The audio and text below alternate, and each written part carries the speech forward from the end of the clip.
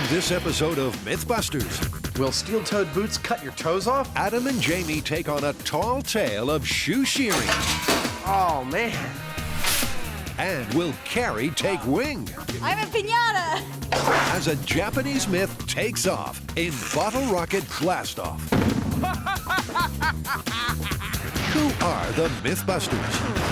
Adam Savage. Ants are all over my head, man. Jamie Heineman.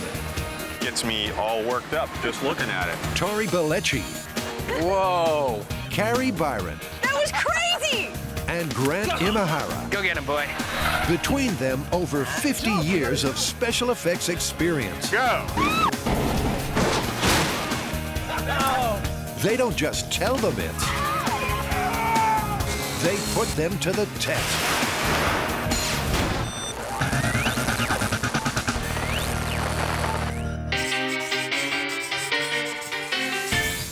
Well, this one actually comes out of our own industry, Jamie, and I've got some friends who I really wish were more skeptical than they are, because they hold to this idea. You mean the myth that steel-toed boots are actually more dangerous than regular boots? For decades, safety campaigners have called for protective footgear at work. Suddenly, the worst happens. But some workers won't believe the hype. They have this idea that if there's an industrial accident where a huge weight falls on your foot, that a steel cap boot will actually curl in and crush and cut off your toes, whereas if you weren't wearing steel-tip boots, you'd still have your toes. So, steel boot caps, guardian toe angels, or serial toe slicers. To test the myth, Adam and Jamie are going to try to turn a steel toe cap into a guillotine. So what's the plan? Well, as we always do, the plan's got two parts. The first part is to duplicate the testing rig that they use to give these shoes their rating. The second is to amp up that testing rig with weight or whatever we need to do to duplicate the toe amputating circumstance. What they need is a mobile safety shoe truck. Hey, here's one. Inside, it's floor-to-ceiling industrial footwear. Imelda Marcos shoe closet, MythBusters style. This is great. This is actually a steel cap. That's a steel toe cap. That's exactly what that is. Now, I also have a titanium, too. And Karen's also got fiberglass toe caps and steel-toed tennis shoes. Steel-toed sneakers? Yeah. Everything here has some type of protective toe. But Karen confesses that some customers do live in fear of the steel toe cutter. If they were wearing steel toe, if something heavy enough fell on it, that it would just cut their toes off completely, rather than if they weren't wearing it, then their toes would be protected, which of course sounds absurd to me. I apologize in advance for my foot odor. With Karen wondering how quickly she can get the truck fumigated, Adam shakes his booty back to base. Can someone open the door for me? Jamie gets down to what he does best, build stuff that breaks stuff. Basically what I'm going to be building is a large guillotine, except we're not going to have an axe on the end of it that chops something off. It's going to crush something. The shockload rig is almost complete. Adam, confident in his steel caps, tries it out. There you go. Are you sure? I'm not sure how much farther I want to go. Albeit with the rig minimum of 25 pounds. That's cool. Dude, it's a guillotine. Come on, you big baby. No. Adam, we can't see inside these shoes when they're being tested. How are we going to know what our results are? I mean, I'm not putting my feet in there. I don't know about you. No, I'm definitely not. Well, I've actually got an idea about that, and it comes out of a technology used for testing the effects of landmines. Mine's a little bit different. It's called a frangible foot, and it uses mostly our old friend ballistics gel. To get a smooth mold, Adam once again shaves for the show. This is a two-stage process. The first stage, I'll be slathering what's called dental alginate over my leg, and it's what the dentists use to cast your teeth. For support, the alginate mold is covered with several layers of plaster bandages, which, after hardening, can be cut and removed. Whew. Nicely done. Next, he fills the mold with a silicon-based rubber. Is it leaking over the side? Oh! Despite the spills, he's thrilled with the results. Mungo is happy. Stage 2. Adam makes a plaster mother mold and takes a cast of his silicon foot. Oh, it looks good. Look at that foot there. Look at the foot. But so far, he's only gone skin deep. To get right down to the bone, Adam tries out chicken legs and bamboo for their similarity to human bones.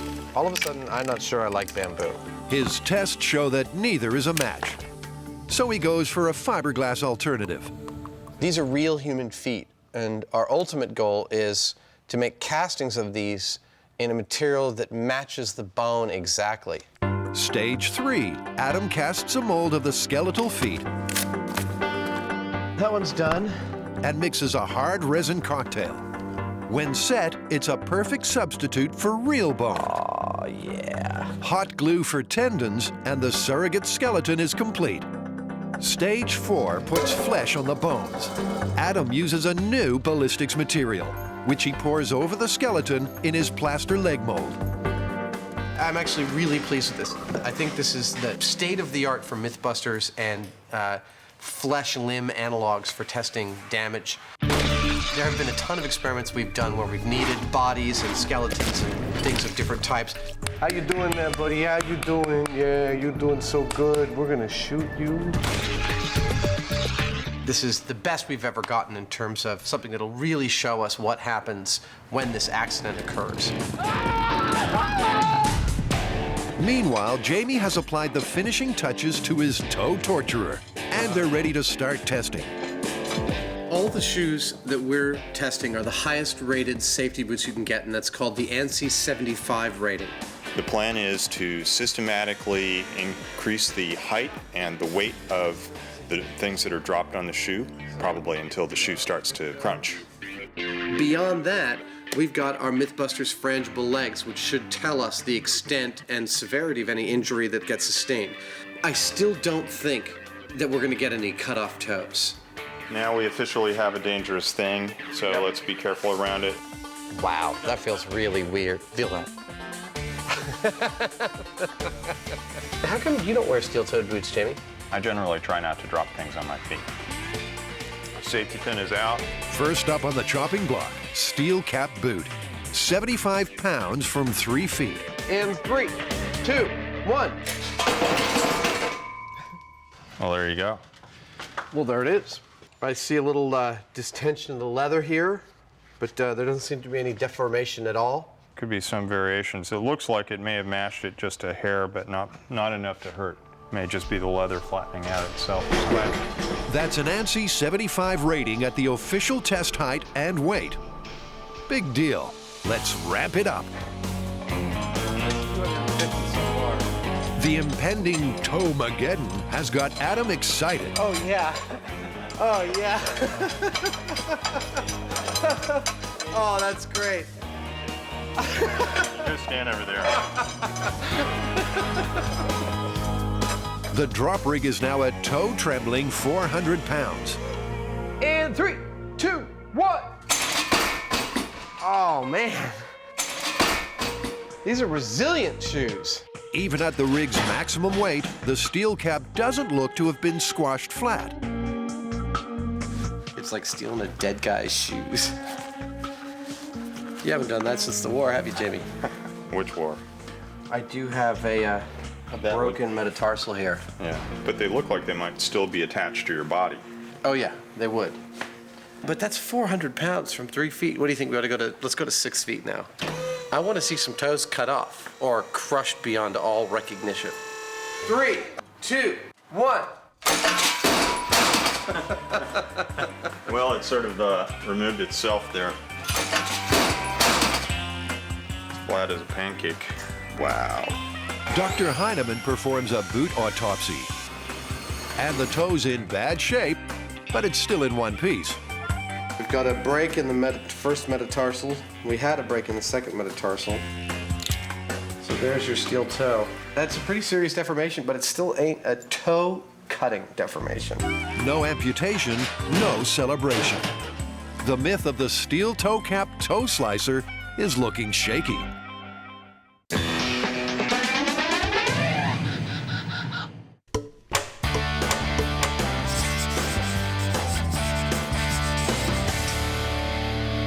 The myth that we're about to do came as a result of an email that someone sent me from a clip from a Japanese game show. Oh, yeah, the one where he's got the soda bottle strapped to his back full of water and like a bicycle pump full of air, and he takes off like, I don't know, 30, 40 feet or something like that. Well, who's gonna be stupid enough to strap this thing to their ass? Well, I think that would be Carrie, not because she's stupid, which we know she's not, but because she's lighter than you or I. I've seen that clip. I've seen it. I think that one's faked. There's got to be a cable involved somewhere. Well, you're gonna find out.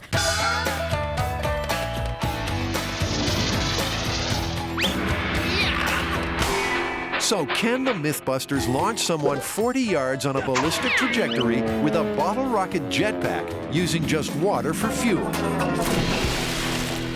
First, they need to build a prototype, and Grant's found a recipe on the internet.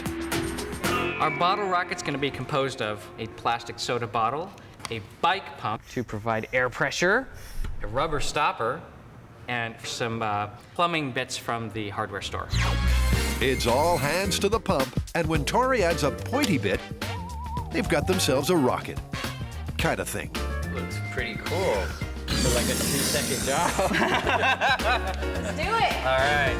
Outside, they add the power system. Water and pressurized air. Starting to get a little pressure. Excellent. It won't be long now. I don't think I can hold on to it much longer. Really? I don't know, it's starting to lift. Okay, put it down. Put it down on the ground. All right. Oh, where did it go? I guess it works. Well, I guess we know it works. Turns out being a rocket scientist isn't so hard after all. Hey, I got it. Okay, pay attention at the back. Bottle rockets are a perfect illustration of Newton's third law. The air inside is pressurized. When the rubber stopper is released, air and water rush down through the nozzle, thrusting the bottle up with an equal and opposite force. The guys have their proof of concept, so now the fine-tuning. I could do this all day. See, science is fun.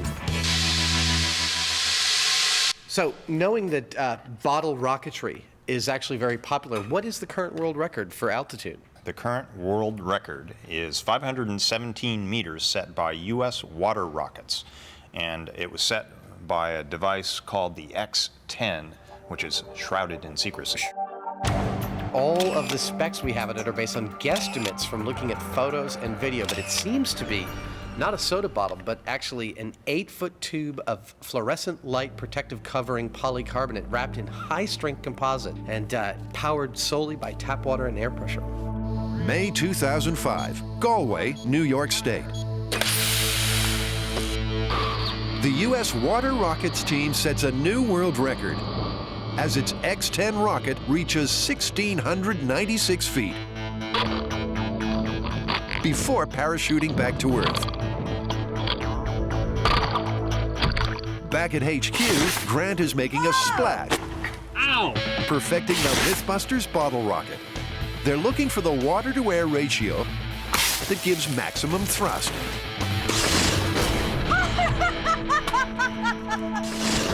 Excellent.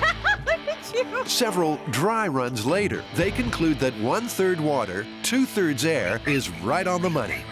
I'm really excited. I think these tests went extremely well. I mean, we found the butter zone. About 1/3 full is exactly what we need. Now they want some payload data. So what we want to know now is how high a 3-liter bottle can launch this 2-kilogram payload. 20 PSI? 40 PSI? Carrie pumps as much air as she dares without bursting the bottle. Okay, we're at 60 PSI.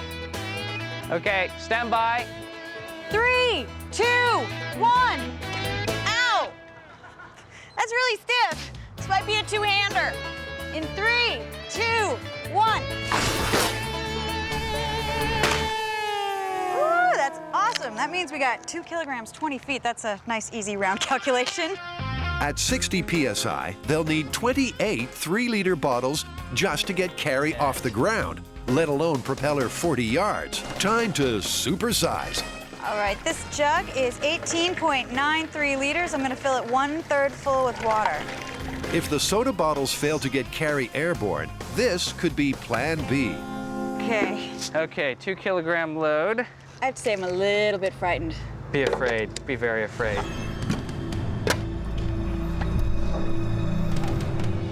Oh, it's getting crazy. We're gonna have to launch it. All right. Stand back. We're gonna have to do it. 3, 2, 1.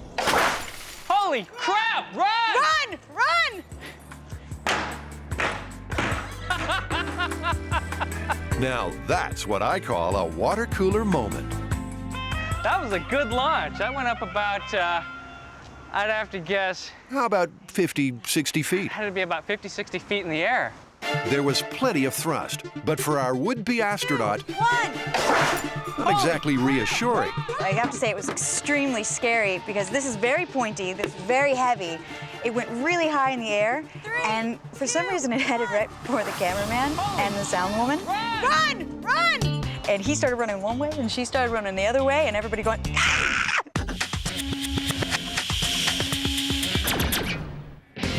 In the myth of the steel cap toe cutters, the boys have given Adam's frangible foot a 400-pound stubbing. The steel toe cap was severely dented, but not crushed completely flat.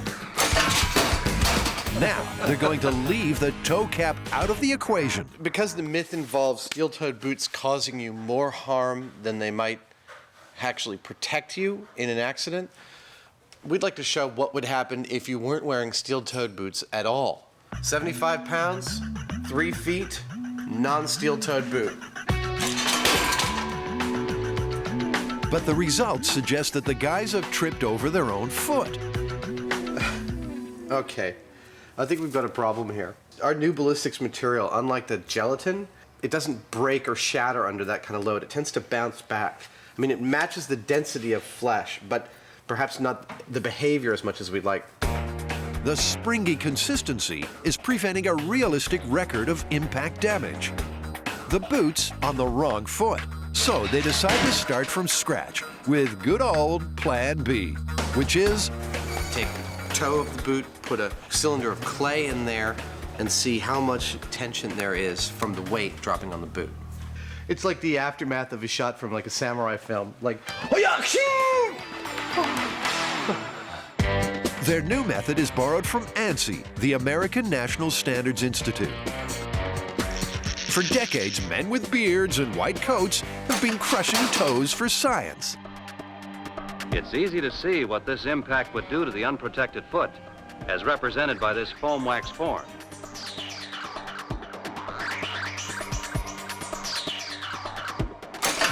A foot subjected to such a blow without protection is literally exploded. All right, so this is 75 pounds from 3 feet, ANSI test with steel-toed boot. And 3, 2, 1. It's funny, when you read the literature about the ANSI testing, they say that in order for the boot to be rated, at the total compression, there can't be less than ½ an inch. Which is what it is. So the steel caps pass the ANSI shock load criteria. Now for the all-important control test with no toe cap. 2, 1. Oh, yeah. Oh, yeah, let's see. Oh, dude. I believe the compression in the clay is what we'd call total. Looks a little different than what we were seeing from the ballistics gel. Oh, dude. I mean, it's just instantaneous. Damning evidence, and the steel cap conspiracy could soon be getting the boot. You know, but we still have not seen the phenomenon in the steel cap that duplicates that mythical toe-cutting action. Well, there's another type of a rig that simply crushes hydraulically, and we can also measure the pressures involved when that happens. Jamie begins with a shop-bought arbor press. While he grapples with the assembly, Adam imagines Christmas Eve at the Heinemann household.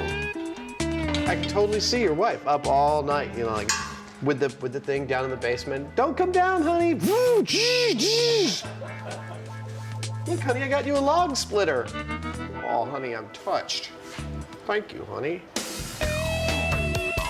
Jamie adds a pressure gauge and car jack, and soon he's got a compression test rig, which gets Adam thinking. Jamie, just as a point of comparison, so we can know what a pain threshold is versus a bone-breaking threshold, will you put your own foot into the shear rig? If I do it, you've got to do double that weight with your steel caps on. How about this? If you can withstand it until it starts to register on the needle, I'll give you 20 bucks. All right. Pain threshold, test number 1. Okay, are we ready? Okay. Okay. Oh, wow, it's already sitting at 100 pounds. That's because I was pushing down on it. You were getting your reading by pushing down on the gauge? You cheating bastard. But Adam has the last laugh. I'm gonna go for the metatarsal protection. Laced up like Frankenstein's monster, Oh, yeah. Adam steps forward with confident tread. 1,200. It's seriously squeezing my foot. 15.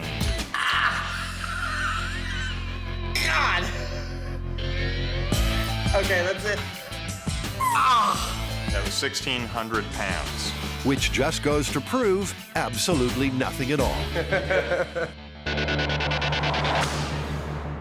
The guys want to compare the failure point of boots with and without steel toe caps. First in the mangle, the steel-toed variety. 5,000. 6,000. Come on, keep going. Have we lost our toes yet? Let it go and see. Ooh, sorry. That doesn't look very comfortable. No, that doesn't. That looks like we've lost our toes. So, 6,000 pounds of pressure on your tootsies, and you'll be changing shoe size for good. Now for a regular boot. Can you say flat as a pancake? With no steel cap, it crushes so quickly that Adam can barely get a reading. But total failure occurs at around 1,200 pounds. Oh, it's like a clay extrusion mold. I don't know about you, but that seems like pretty crushed toes to me. So, steel toe caps provide 5 times more protection than regular boots. So, this myth is looking as flat as a pancake. You know, a load of crepe. In the myth of the bottle rocket, Tori, Grant, and Carrie have been conducting rigorous scientific experiments. Holy crap! Run! Run! Run! To see if soda bottles, air, and water could launch a human 40 yards. The translation. At ground control, Grant's received a translation of the Japanese game show that featured the alleged bottle rocket. It's kind of scary. It appears that they used just 15 bottles for blastoff, way less than the 28 at 60 psi their own tests showed they'd need. I guess that's what we're gonna shoot for. The only solution is to try and force the pressure in each bottle way up, over 60 psi. Pressure is the only thing that they don't specify in the video, which means one more test. We need to find out how much pressure a 3-liter soda bottle can take. Faster, Grant. Faster. I'm pumping as fast as I can! The myth specifies using a bike pump. Whoa. And between them, they managed to boost the pressure inside the bottle to 95 psi. But if Carrie's going to strap 15 of these to her back, she's keen to know at what point they'll become plastic bombs. But we need to know, when is it gonna blow? So I've got this rig I've taken out of my combat robot, and I can provide higher pressure air than we can get here in the shop. Grant spent years perfecting the design of Deadblow, his title-fighting battle bot. In 2000, his creation beat all comers to reach the final of the hit television show BattleBots. These home-built robots would fight it out gladiator style. It's designed to pierce the armor of its opponents with a pneumatically powered titanium arm. It just gets on the other robots and pounds them mercilessly until they submit. Now, Grant plans to use that pneumatic power to test the limits of their soda bottles. Safely behind the blast shield, Grant applies the pressure. 140! 145! 150! I guess about 150 is the limit. 150 PSI, definitely not safe. I think we're gonna stick to the 95 we got with the bike pump. While Carrie and Grant are limited to the myth's bicycle pump primed 15-bottle rig, Tori looks into Plan B. For that, he's thinking big. 9 water coolers big.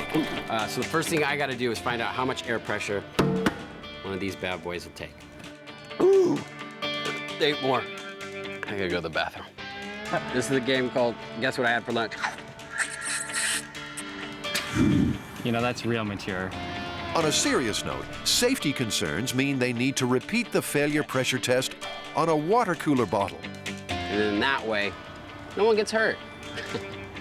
75, 80, 85, 90. Wow! Wow! Fire in the hole. Just goes to show size isn't everything. The big bottles fail at 90 psi. 60 psi less than the soda bottles. 90. Oh, shoot. Sorry about that. We should have warned our neighbors. Sorry about that. Plan B won't be involving water coolers. Not unless Carrie's shrapnel insurance is up to date. So back to Plan A, 15 soda bottles and a bicycle pump. We know that there are 15 bottles in the rig that they used in the film because we have a translation. So we're gonna take 1/15 of my weight, strap it to a 3-liter bottle, bring it up to 90 psi, and see how high we can get. If one bottle can lift 1/15 of Carrie's weight, they're in business. 3, 2, 1. Wow, well, that went exactly to the top of the scale. That means we've got exactly 16 feet, and that's not metric. So let me do some conversions really fast, and it's really high.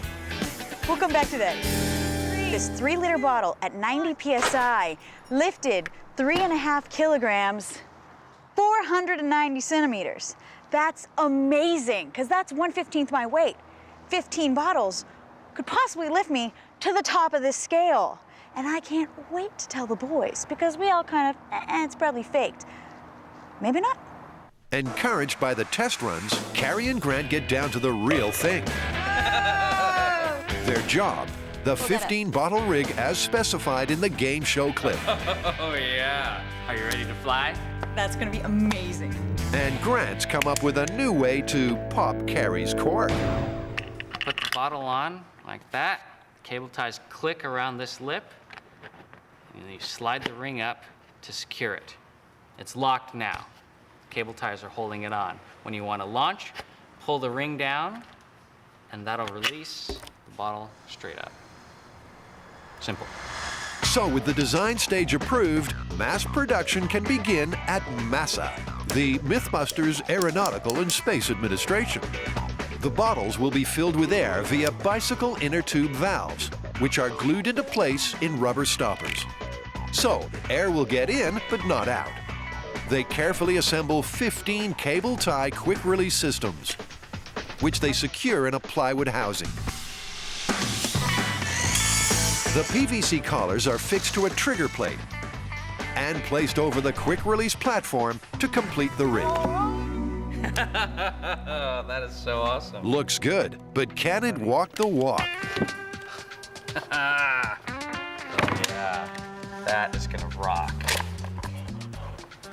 Except for the gluing part, if it comes out, that part would probably suck, but the rest of it is gonna rock totally. Next, our rocket scientists have to come up with a remote mechanism to retract the trigger plate and launch the rocket. What we've got is all the trigger rings are connected to a plate. And the plate is going to be pulled by one of these. This is a pneumatic actuator. It's air-powered. If I put air in here, pushing the diaphragm down, it's just going to pull the plate and pop all 15 trigger valves at once. Perfect. Meanwhile, Tori is on a separate mission to get Carrie in the air by any means necessary. Here at MythBusters, we have mandatory drug testing to ensure the safety of all our employees. And I pass every time. Tori is also going with a cable tie quick release system. But that's where the similarity ends. According to his calculations, he needs not 15, but 50 bottles to replicate the parameters of the game show flight. Since I'm not restricted by the myth, I'm not going to be using bicycle pump to fill this thing up with air. So I'm going to go ahead and use PVC pipe. I'm going to use compressed air, and then I'll just plumb the whole thing together. So it'll be a big pipe system underneath the rig. While Tori builds his behemoth, out in the parking lot, Carrie and Grant are preparing their official bottle rocket for a test launch. They fill their 3-liter rockets with 1 liter of water, then lock and load. Oh, yeah. It's almost there. Nervous much? Yeah. And for good reason, as their plans suddenly spring a leak. Or to be more precise, 15 leaks. Turns out that our valves, once they're screwed in, we didn't think about the fact that that is just going to turn it into a little hose. And all of our water is just dripping out like rain. Before they take the rig apart, they run a quick test of the pneumatic trigger. At least something works. Which is more than Tori can say for his rig. I don't know if this is going to work. He's been delayed by ill-fitting stoppers, which have left him short on time and low on morale. I know it's, you know, on the show we always say failure is always an option, but let's face it, who wants to fail? While Tori derails, Grant and Carrie are back on track. Here's the new solution. Hose barb on either end of a ball valve. When we want to pressure up, we open it, pump it up, and when we're done, we close it. No water leaking, no air leaking. Sounds good. Grant gives each bottle rocket a ball valve, and launch is just 1 step away. Okay, that should do it. All that's left is for Carrie to put her shoulder to the pump. Bottle 3, I'm already getting tired. A dozen later, and she's just enough strength left to open the valve for launch. Ready to go? In 3, 2, 1. Woo! Well, at least we know it works. Final test run? Obviously a complete success, a little scary. All right, so lesson number 1, tape the bottles better. The rocket's maiden voyage was also its last, leaving our maiden rocketeer in 2 minds about launch day. This could be pretty dangerous, so I think maybe I'm gonna shoot the simulate off first and see how it reacts and make sure I'm not gonna, you know, break my neck. Despite her misgivings, Carrie remains the designated pilot, and Grant needs to measure her up. Like that? Not for a coffin, but for a launch gantry. According to the game show clip, the angle for a bottle rocket launch is 60 degrees. Just about perfect. That's it. That's just like the video. Next, Carrie tests out various harness options for the bottle rocket backpack. Wow, the miracle of flight. What the hell are you guys doing? I'm a piñata. One way or another, the guys are determined to get Carrie airborne.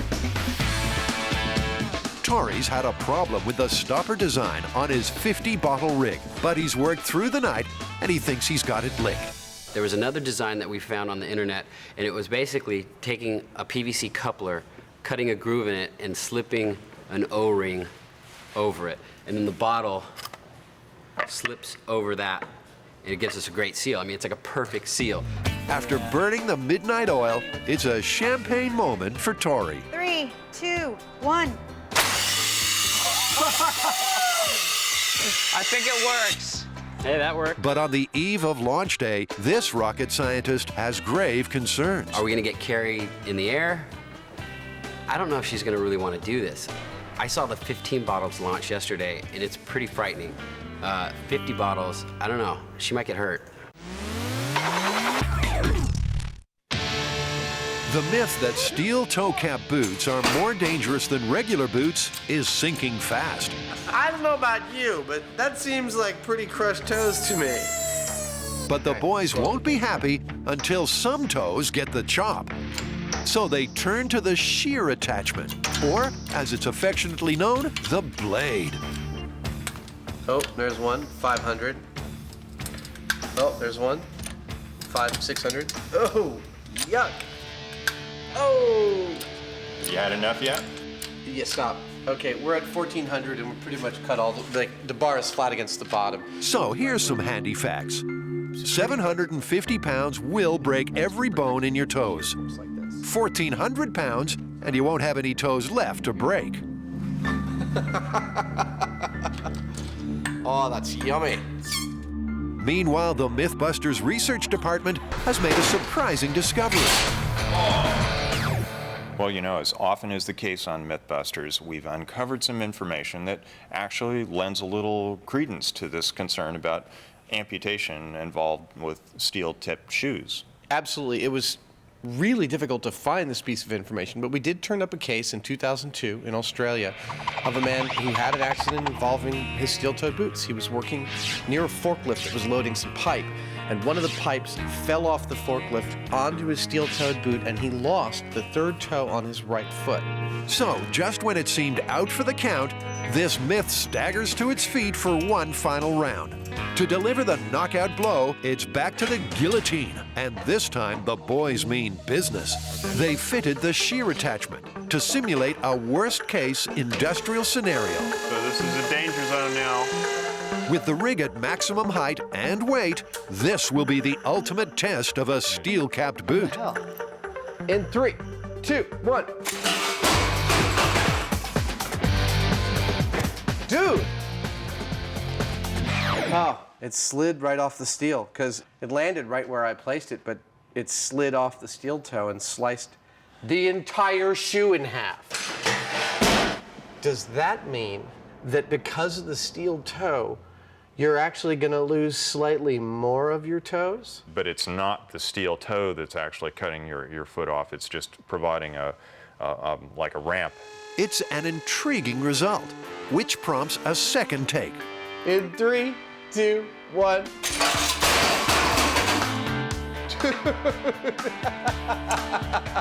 Well, did that also glance off the steel toe?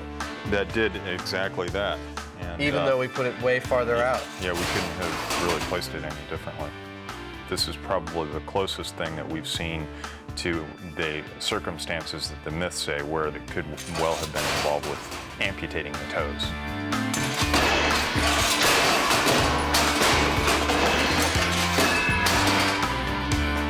I'm really glad we took this as far as we did. We finally did get an amputation, and we showed that if you're wearing steel-toed boots, there is a circumstance under which you can lose your toes. Of course, it involves dropping massive amounts of weights with a tiny blade at the end on them. Yeah, nevertheless, I mean, given the same set of circumstances, you will always have more damage to your feet if you're not wearing steel tips than if you are wearing them. It's just across the board. Absolutely. This myth is busted completely. It's launch day for the myth of the bottle rocket. And Grant and Carrie arrive at their very own Cape Canaveral, Pier 50, San Francisco. The day has finally come for the launching. I have to say I have a few butterflies in my stomach. Oh my God, this is insane.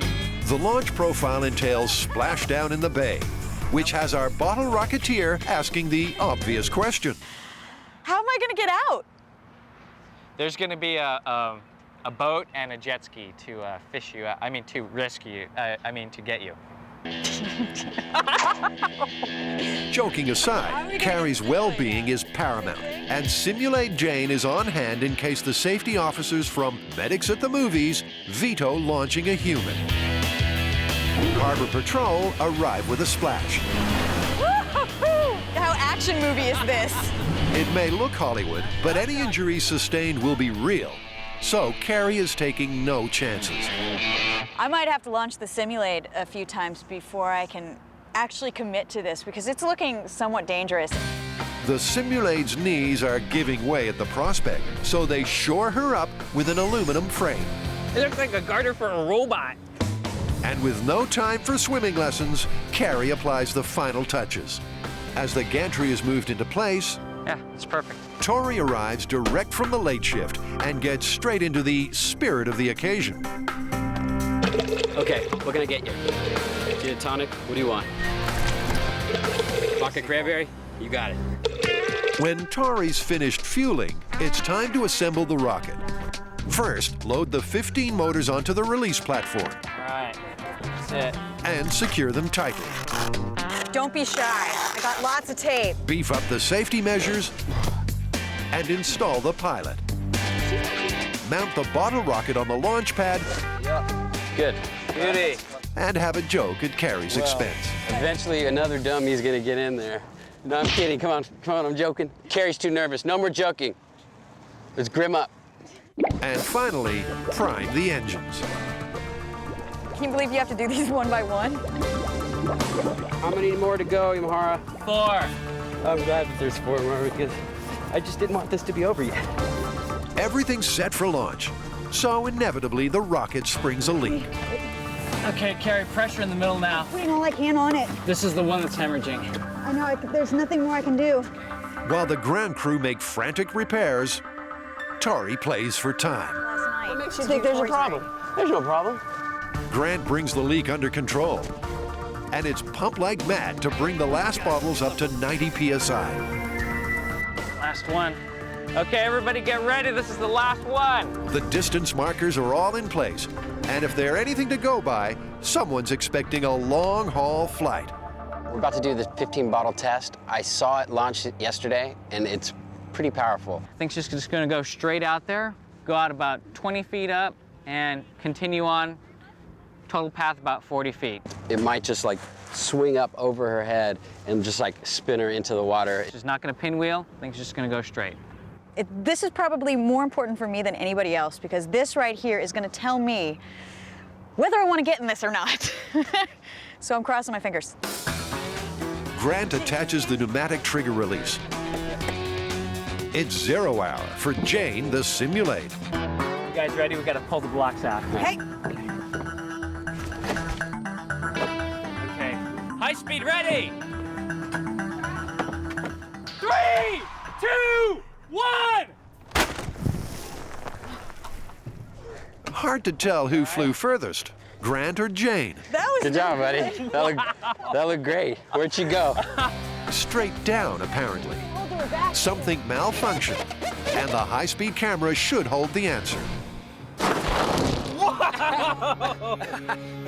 It looked like it just shot right off her back. Yeah. There was like one tie that held on. I guess those straps. While the team discusses harness failure, the safety expert catalogs pilot injuries. Anything from abrasions, lacerations, to sprains, strains, possible dislocated bones, possibly broken bones, possibly concussions. Head, neck, back injuries are always the most serious. Well, I don't want that to happen to me, so I think we need another test with the dummy and get it right before you put me in the rig. Absolutely. After the trial run, the jury's still out. The bottle rocket has significant thrust. But can that force be harnessed safely? Time for another launch. Let's go to lunch. Jane the Simulate's maiden bottle rocket flight was less than a success. 2, 1. Without a safe test launch, Carrie will be grounded and the myth busted. I have a lot of doubts about the last test. I just don't know what's really going to happen, and unless we can get this to work in a way that's a little bit safer, I don't want to get on it. The team resets, and to avoid backflips, Jane is positioned higher on the rocket. The safety harness is given careful attention. But Carrie's less than impressed with Tori's tethering. This is supposed to be me. We cannot use this particular method on me. I don't see why not. Looks like it's working pretty good.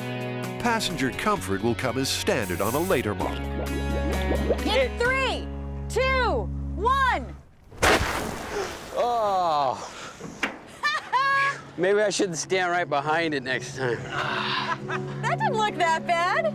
That was cool. That was just a backflip. Just a backflip? Yeah, a rocket-assisted 20-foot-high backflip. Oh.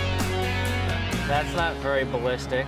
It looks a lot of fun. Oh my God, look, she's going for a nosedive. That's a headshot right into the water. Oh. It looks a blast, but what's the official word? After the 2 experiments I've seen, I would not let you get on that. No way. See, Dave's pulling rank. I'm not getting on it.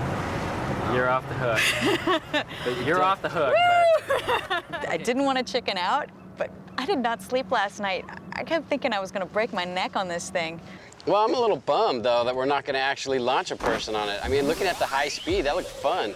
It didn't look that dangerous, but, you know, I guess we're all worried about breaking necks and people getting paralyzed. I'm really, really relieved I don't have to do it. So, no aerial acrobatics or a trip to the chiropractor for Carrie. But what about the myth? Well, this myth is about strapping 15 soda bottles to a person's back and having them fly in a ballistic trajectory. Based on what we've seen here, it's totally busted. And busted on 2 counts. First, neither the height nor distance match those of the myth.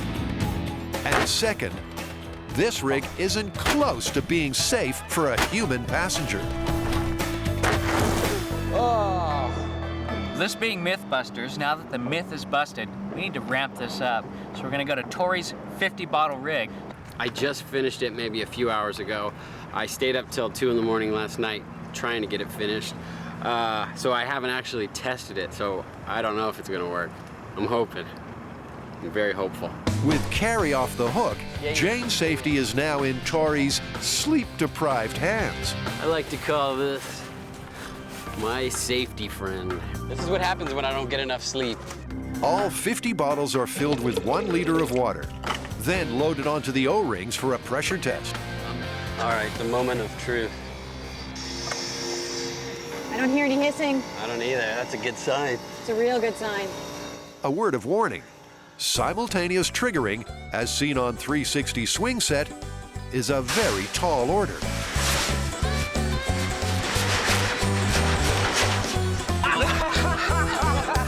With 50 rockets to trigger, there's plenty of scope for failure. Yeah, get on. Which, on this show, is par for the course. This is 50 bottle blast off. You guys ready? Ready. Opening the valve. All right, pulling out the safety blocks. Okay. 3, 2, 1!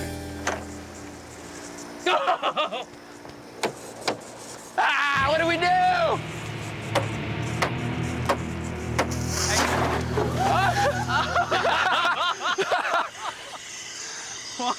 Well, that was great. Wow. Well, something happened. Didn't work exactly the way I thought it would, but hey, no one's perfect. Did you see my trigger mechanism? That was pretty cool. No backflips this time, just some crash test dummy yoga. But what went wrong? It might just be the collective, because look how... Yeah, these guys are tight. Okay, how you like my O-rings now? The high-angle footage shows the rockets on the left releasing cleanly, but on the right, the O-rings hold them back. Sticky O-rings, eh? Time to put Jamie's shop motto into action. When in doubt, lubricate. So we had 2 problems with our last launch. 1, it didn't release cleanly. We've dealt with that by lubing up. And 2, the bottom bottles filled up with water because of our angle. So what we're gonna do now is have a more flat launch. We've got our lube and we're ready to go. Lucky last, the team has one more chance to get Jane airborne. It seems like more soda bottles should mean more thrust. Okay, I'm pressurizing to 100. You guys ready? In 3, 2, 1! Hang on.